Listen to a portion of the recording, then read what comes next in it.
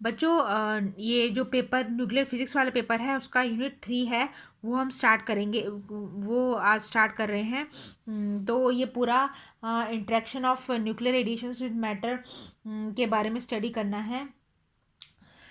इसका पहला टॉपिक है energy loss by heavy charge particles in matter. जब भी कोई हैवी चार्ज पार्टिकल्स किसी मैटर से पास होता है तो उसके एनर्जी में कुछ लॉस होता है, because it ionises the atoms. वो जो हैवी चार्ज पार्टिकल्स हैं, जिस मीडियम से गुजरता है उसमें जो एटम्स होते हैं उनके ऑर्बिटल इलेक्ट्रॉन्स को ये क्या कर लेता है, आयोनाइज कर लेता है, एंड अपनी जो काइनेटिक एनर्जी है उनको दे देता है। So there is a loss by the heavy charge particles, वो हमें स्टडी करना है।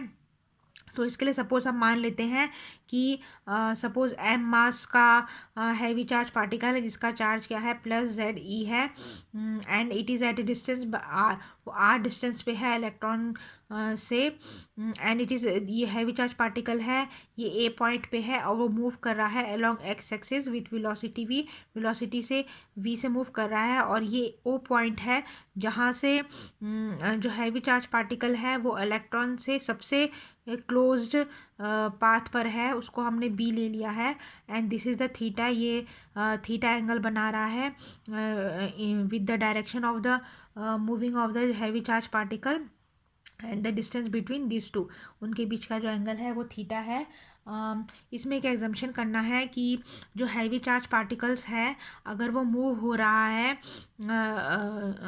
With velocity v, then it is not disturbing the position of electron, वो इलेक्ट्रॉन की पोजीशन को डिस्टर्ब नहीं करेगा। and the force exerted on this electron is given by F is equal to ZE square upon 4 pi epsilon 0 r।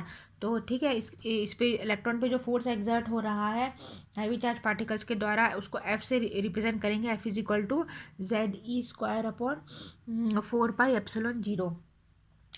इस force को दो component में resolve कर दिया है, एफ एक्स कंपोनेंट और एफ वाई कंपोनेंट में रिजॉल्व किया है। जो एफ वाई कंपोनेंट है वो परपेंडिकुलर है to the motion of the charge particle, जिस जिस डायरेक्शन में चार्ज पार्टिकल मोशन कर रहा है उसको एफ वाई क्या है, परपेंडिकुलर है। और जो दूसरी डायरेक्शन है एफ एक्स वाली, it is this force is along the with the velocity of the charge particle, जिस डायरेक्शन में along the motion of the heavy charge particle. तो ये जो फोर्स है वो along the motion of the heavy charge particle में F X does not contribute towards imparting moment to the electron. जो F X है वो कंट्रीब्यूशन नहीं करेगा momentum, imparting momentum to the electron में। तो इस फोर्स को हमें नहीं लेना है, हमें खाली एफ आई लेना है। तो एफ आई को कैसे लिख सकते हैं, F I is equal to F sine theta, F I is equal to F sine theta. यहाँ पर साइन थीटा है, it shows the relation between F I और ये इसका रिजल्टेंट फोर्स एफ है, उन दोनों के बीच का जो रिलेशन है वो हम साइन थीटा के द्वारा ले सकते हैं, इसलिए हमने यहाँ पर साइन थीटा लिया है। तो F I is equal to F sine theta, जहाँ पर एफ है उसको हम ले लेते हैं Z square upon 4 pi epsilon 0 are square sine theta. तो टोटल जो मोमेंटम है इलेक्ट्रॉन में इम्पार्ट हो रहा है, मोमेंटम को हम पी से रिप्रेजेंट करेंगे,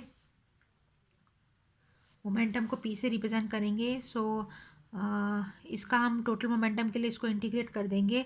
तो integration of F sine theta, ये है minus infinity to infinity,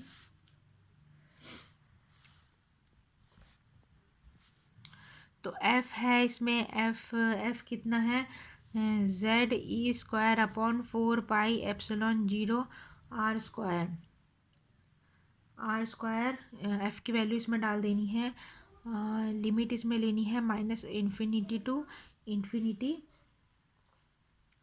sine theta D T. अगर this is the closest distance जो पॉइंट ओ पे दिखाया गया है, इससे और जो इनिशियल डिस्टेंस है उसके बीच का डिस्टेंस जो ए था, यानी ए ओ का डिस्टेंस एक्स है, और जहाँ से ए डिस्टेंस, जहाँ से जो इलेक्ट्रॉन है वो आर डिस्टेंस पर है, तो इन दोनों डिस्टेंस को अगर हमें रिलेट करना है तो इस ट्रायंगल में देखो कॉसेक थीटा के द्वारा इन दोनों को हम रिलेट कर सकते हैं।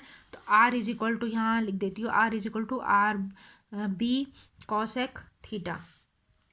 और यहाँ पर what is are,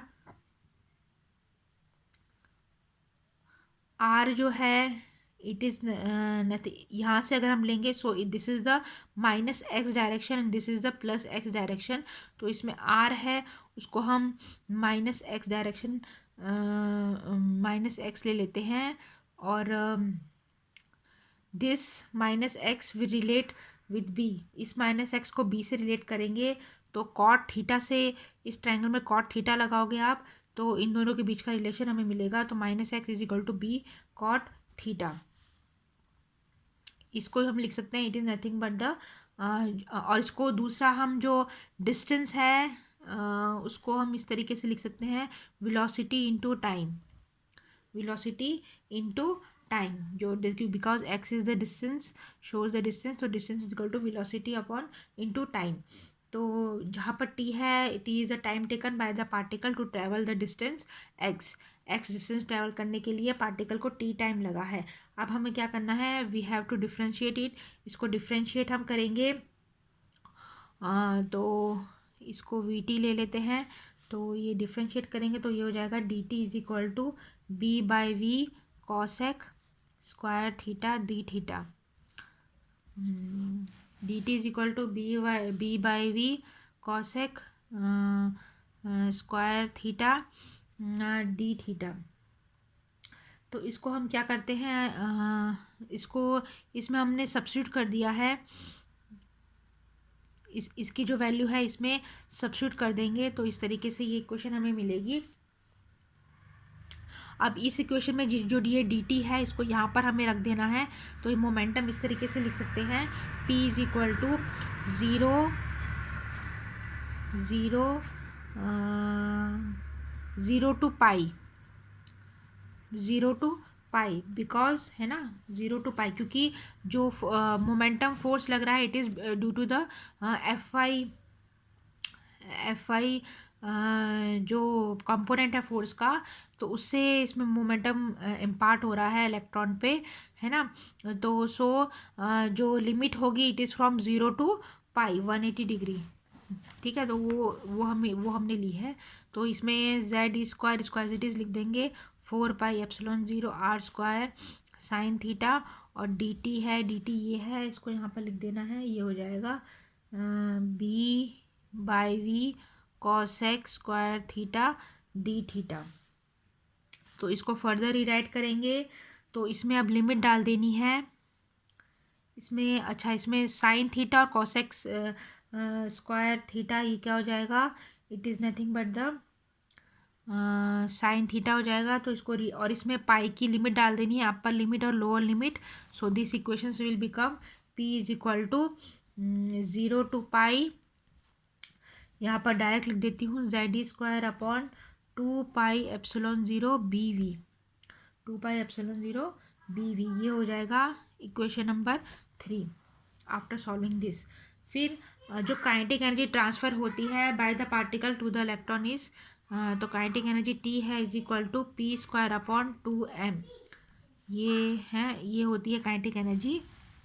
this is the kinetic energy transfer by the particle to the electron. तो काइनेटिक एनर्जी और मोमेंटम के बीच में ये इस तरीके का फॉर्मूला रिलेट करते हैं। तो इसमें मोमेंटम की वैल्यू डाल देनी है। So this is equation will become Z square upon 2 pi epsilon 0 B v का होल स्क्वायर। तो ये काइनेटिक एनर्जी मिलेगी। To find the energy loss in traversing a unit distance by the charge particle, let us find the number of electrons in a cylindrical cell। तो हमें क्या मालूम करना है, हमें मालूम करना है, हमारा एम है energy lost in the transversing a unit distance by the charge particle. तो उसके लिए हम क्या करते हैं, एक सिलेंड्रिकल शेल एज्यूम करते हैं जहाँ पर नंबर ऑफ इलेक्ट्रॉन्स हैं। तो शेल है तो इसके अंदर एक छोटा सा सिलेंडर और है, और ये इसकी को एक्सियल है। को एक्सियल मतलब कॉमन एक्सिस है इनर सिलेंडर का और आउटर सिलेंडर का। इसका रेडियस b है और इसका रेडियस हो जाएगा b प्लस डी बी। इसका radius b plus d b है और इसकी जो लेंथ है वो dx हमने ले ली है। तो ये जो हमने ऑब्टेन किया है ये काइनेटिक एनर्जी है transfer by the particle to an electron. जो हैवी चार्ज पार्टिकल है वो अपनी एनर्जी जो ट्रांसफ़र करता है orbital orbital electron of the atom in a medium, वो इतनी हमें मिली है। अब हम फाइंड करेंगे कि जो हैवी चार्ज पार्टिकल है वो कितनी एनर्जी लॉस करता है। तो लॉसिंग के लिए तो एक सिलेंड्रिकल सेल हमने कंसिडर किया है, उसमें number of electrons in the cell, जिस उस सेल का लेंथ है वो dx है और जो इनर रेडियस है वो b है और आउटर रेडियस है वो b प्लस db है। सो इस जो सिलेंडर शेल है उसका वॉल्यूम कैसे रिप्रेजेंट होगा? The volume of cylindrical shell है वो हो जाएगा 2πb dB/dx। जो वॉल्यूम ऑफ सिलेंडर सेल का फॉर्मूला है ना, वही हमने इसमें यूज़ किया है। 2πb वो होता है 2πr/h del r। Volume of cylinder cell का जो वॉल्यूम होता है वो होता है 2πr/h del r। तो यहाँ पर r है वो b लिया है, h है वो dB है ना, और del r। तो इस तरीके से तो अगर सपोज उसमें n इलेक्ट्रॉन्स हैं तो वो ये हो जाएगा 2πnb/dB/dx। और काइनेटिक एनर्जी है जो ट्रांसफ़र हो रही है इन सब इलेक्ट्रॉन्स को सिलेंड्रिकल सेल में, वो रिप्रेजेंट करेंगे 2mz² 2πε0bv² तो यहाँ हमने वी हैव टू पुट इसको काइनेटिक एनर्जी को मल्टीप्लाई कर देना है वॉल्यूम ऑफ सेल से। काइनेटिक एनर्जी को वॉल्यूम ऑफ जो शेल है उससे मल्टीप्लाई कर देना है। तो इतनी एनर्जी जो है इलेक्ट्रॉन्स शेल के अंदर जो इलेक्ट्रॉन्स हैं उनको क्या हो रही है, ट्रांसफ़र हो रही है। इसको सॉल्व करेंगे, रीराइट करेंगे तो इसमें इसको रीराइट करने पे हमें मिलेगा z²। इसको ओपन कर देंगे तो ये हो जाएगा z² e⁴ यहाँ 4π² ε² b² हो जाएगा है ना। फिर ये 2 भी कट हो जाएगा तो हमें इसे ऐसे मिलेगा 4π ε² mv² dB/b/dx। इसकी जो लिमिट है, अब हमें टोटल एनर्जी फाइंड करनी है तो उसके लिए we have to put the limit. तो जितने कांस्टेंट टर्म है उसको बाहर निकाल देना है। z² e⁴ n 4π ε² mv² dx। तो ये हो जाएगा b minimum b maximum dB/b। तो कांस्टेंट टर्म को हमने बाहर निकाल दिया है। अब इसमें z² e⁴ n 4π ε0² mv² dx। तो ये देखो ये यहाँ पर क्या है 1/b। तो 1/b का अगर हम इंटीग्रेशन करेंगे तो क्या मिलेगा हमें log b मिलेगा। और इसमें लिमिट हो जाएगी b, अपर लिमिट है b maximum, lower limit b minimum. तो इसको फर्दर सॉल्व करेंगे तो ये हमें मिलेगा z² e⁴ n/4π ε0² mv² dx log e b maximum upon b minimum. So ये है, this is the kinetic energy. ये है हमारी काइनेटिक एनर्जी और which is lost by the charge particle. Loss हो रही है तो इसमें नेगेटिव साइन आएगा। तो kinetic energy lost by the charge particle in traversing a unit distance in the medium. अब इसमें केसेस हैं जैसे maximum impact parameter, maximum impact parameter B maximum.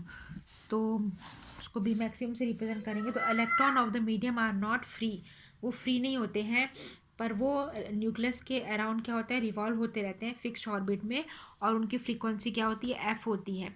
तो जो इलेक्ट्रॉन होते हैं वो मीडियम में फ्री नहीं होते हैं, वो न्यूक्लियस होता है उसके अराउंड क्या होते हैं, रिवॉल्व करते रहते हैं with the frequency of F. तो दो चार्ज पार्टिकल है वो imparts impulse for a short duration, जिसको हम बी वाई वी से डिनोट करेंगे। तो जो है ना, तो दिस इज ये है टाइम है which is equal to the period of revolution. तो कितने टाइम पे, b upon v, b upon v. तो टी है उसको 1/f भी लिख सकते हैं, टाइम को 1/f लिख सकते हैं, और टाइम किसके बराबर है, बी बाई वी के भी बराबर है। तो क्या हो गया, 1/f is equal to 1/f is equal to b by we.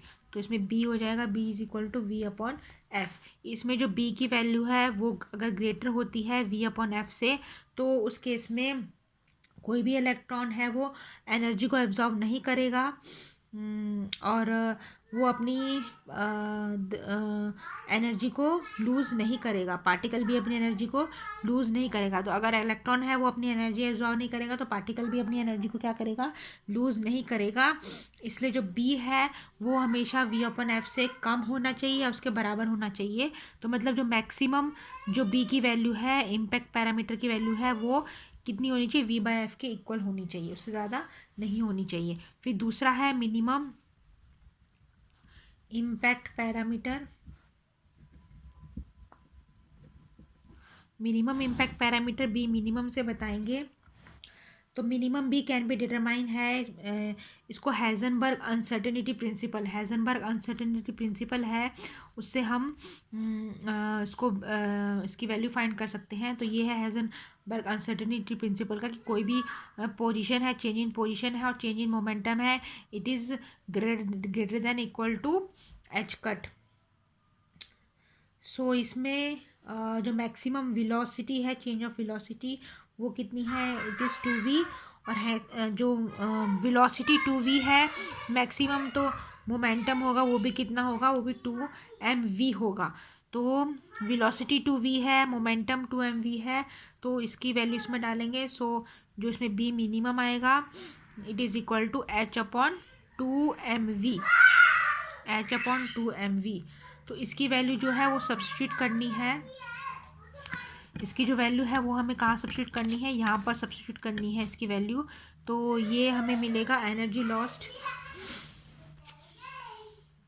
Energy lost is equal to Z square E4 n upon 4 pi epsilon 0 square mv square log E2mv square upon H F. ये है H F है, इसमें H F is the average excitation energy और binding energy of the electron with the nucleus. इसमें H F है वो क्या है, binding energy of the electron with the nucleus है। और इस फॉर्मूले को क्या कहा जाता है, बोर फार्मूला कहा जाता है। This formula is called the bore formula for energy loss by the heavy charge particle in the medium. There is a correction in this formula, इस फार्मूले के अंदर करेक्शन किया गया था बेथे द्वारा। So relativistic correction by Bethe Bloch formula इसको बोलते हैं। तो बेथे ने 1933 में इसमें करेक्शन किया था। जो रिलेटिविस्टिक इफेक्ट है, जब वेलोसिटी ऑफ चार्ज पार्टिकल है वो बराबर हो जाता है, वेलोसिटी ऑफ चार्ज पार्टिकल है वो बराबर हो जाता है वेलोसिटी ऑफ लाइट के। तो इसमें बेथे का जो रिलेटिविस्टिक करेक्शन है वो हमें इसमें अप्लाई करना है। तो due to the relativistic effect जो इलेक्ट्रिक फील्ड है इंसिडेंट चार्ज पार्टिकल की, वो क्या होती है, डिक्रीज हो जाती है, कम हो जाती है in the direction of motion. तो ये रिलेटिविस्टिक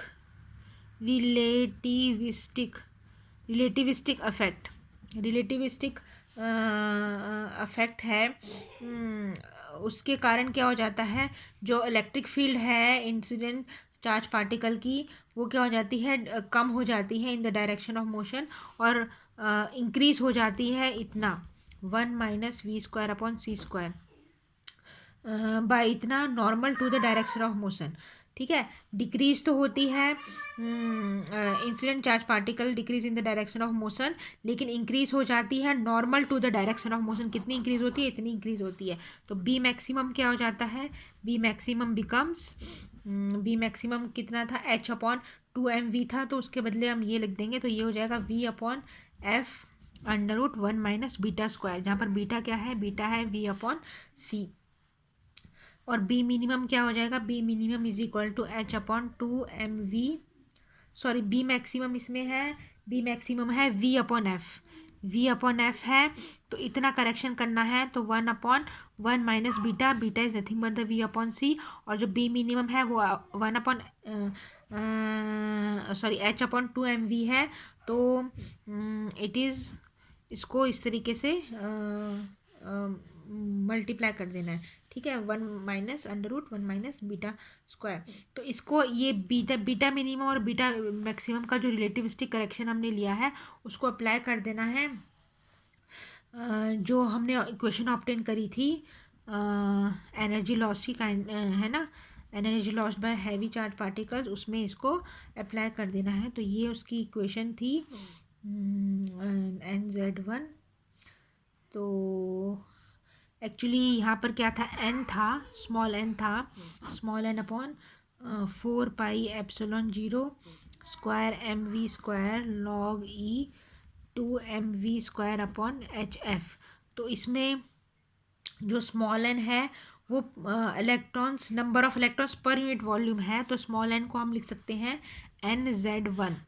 स्मॉल n को इसमें क्या लिख सकते हैं? NZ1। तो स्मॉल n इसमें है वो है number of electrons per unit volume of the medium, तो उसको n is the number of electrons and z is the charge of the electrons.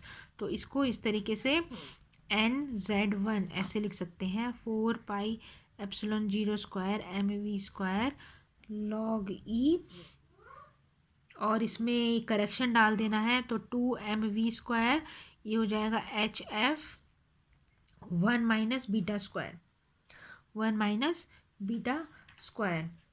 और इसमें बाद में जो ब्लॉच है, ब्लॉच इसने इसको मॉडिफाई किया था बेथे, जिसको हम कहते हैं बेथे ब्लॉच फार्मूला, उसने इसमें माइनस बीटा स्क्वायर की टर्म इसने और ऐड करी थी। सो ये हो गया था equation kinetic energy lost z square is to 4 NZ1 upon 4πε0 square mv square log e 2mv square upon hf minus of log e 1 minus beta square minus of beta square. तो ये जो term है it is added by the Bloch in 1933 to the kinetic energy lost by the electron.